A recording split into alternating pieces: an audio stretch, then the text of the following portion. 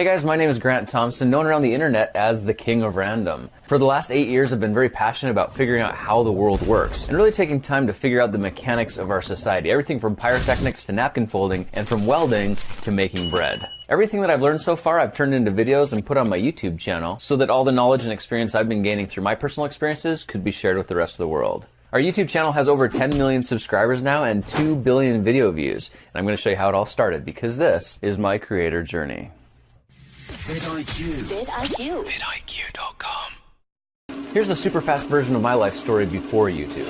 I was born in Canada to some amazing parents who tried their best to raise a kid like me. And probably like a lot of kids out there, I struggled in school and grew up with low self-esteem. I also got bullied and became a troublemaker to get attention, and that ended up getting me in trouble with the law.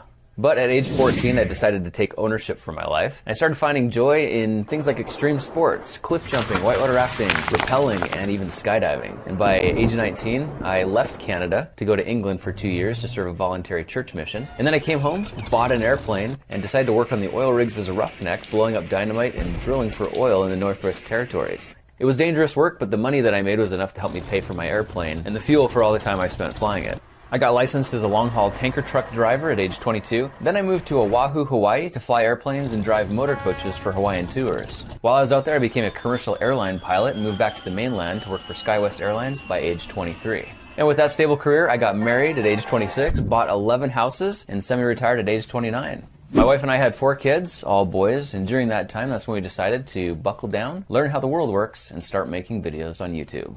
A lot of people ask me how the King of Random got started, and it was really back in 2009 when the economy was struggling. There were rumors of another Great Depression. I had a wife and kids to take care of, and I took that responsibility seriously. So I started on a personal journey to intimately understand how the important things in our society work, like light bulbs, electricity, filtered water. I wanted to know how they were produced, and I wanted to be able to make them at home if I needed to. So I spent the next year tinkering and experimenting with anything I could get for free off the classified ads. And in the process, I was making discoveries about things that were blowing my mind. I made an arc welder out of microwave parts. I built rocket motors from sugar. I played with high voltage electricity that I made from glass bottles and salt water. And what was really fun about that time is as I'd share these random experiments with friends, people began asking like, who is this guy? Why does he know these kinds of things? And quite often I'd share my newest passions with my brother, and he always seemed to have this friend hanging around, just listening in the background to all these random projects going on. And one day he just stepped up and said, dude, you're like the king of random. And that's pretty much where the name came from. I could feel that the things I was experimenting with were kind of peculiar, and people in general seemed unusually interested to know more. So that's when I decided to learn how to make videos and start sharing these ideas on YouTube.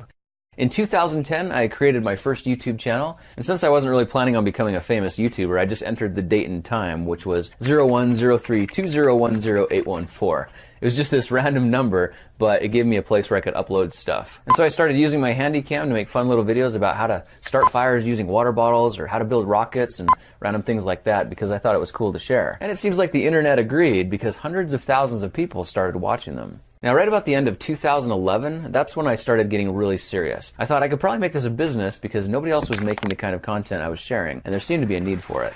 YouTube had just offered monetization to creators, so I got my channel monetized, and I said, I'll do this as an experiment. The idea was if I made 100 videos that were good enough to get 100,000 views, then it would probably be worth it. And in the process, I'd have a great excuse to learn more about the things I was passionate about anyway. Some people have asked how I know so much about so many different things, and the truth is, I really don't. When I began, I wasn't an expert at all. I just looked at the kind of people I'd like to be, even though most of them were fictional, like MacGyver, James Bond, but the Mythbusters were a great real-life inspiration to me. I wondered, how do you go from knowing absolutely nothing to being just like one of those guys? So this became my own personal journey, one step at a time, learning how different things work to become like MacGyver or more like a Mythbuster myself.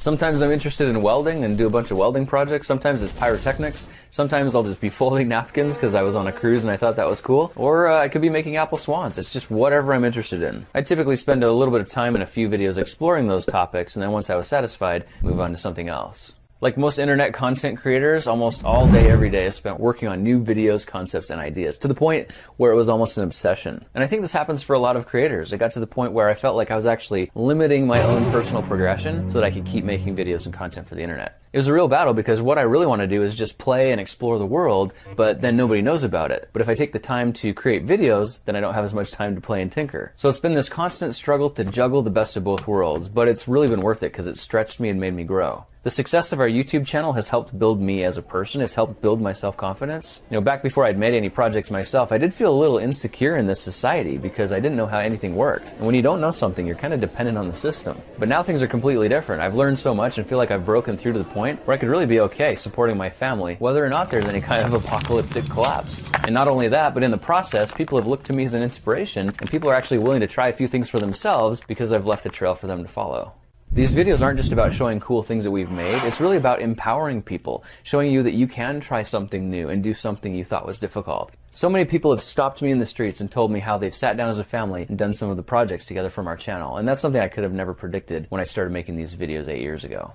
I think one of the hardest things for creators these days is experiencing massive success. When you make something that does really well and attracts an audience, that audience expects you to make more, which is really awesome, but it kind of ties you into this cycle where you have to constantly be making more. And if you're the one doing it, then it has to be you. It's your face, your mind, your projects, and it really is stressful, and it's a constant grind. And I think that's why we see so many creators today suffering from mental health issues and needing to take breaks. I was at that point myself 2 years ago, ready to quit YouTube for the 3rd time when I read a book called The E-Myth, and that changed my life. I started building systems instead of building videos. I hired my first employees, started putting together training programs, and started to become more of a leader, and started treating the YouTube production more like a business as well, one that was going to stick around longer than I would.